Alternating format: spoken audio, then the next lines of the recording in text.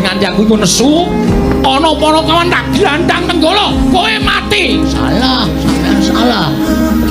Salah Mas, pati uripe Bagong ora ning tangane Baladewa. Apa kowe ponakane sing gawe urip apa piye? Hah? Mulane aku nang ndi-ndi ki ora tau klamben, mergo aku wong ora tau wedi mati.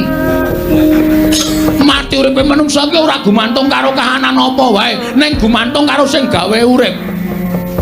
Arepa sampean duwe nenggala, arepa sampean membanggakan bahwa apa gong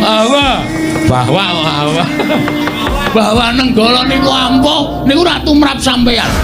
Ning ampuhing pusaka, ampuhing ngaji-aji menika nek diridhoi karo Allah Subhanahu wa taala. Nek Gusti ora ngeparengake pusakamu ki ampuh, mbok tok tamake apa-apa ora bakal ampuh. Ngono? Ya jan wae tokno nek ora percaya.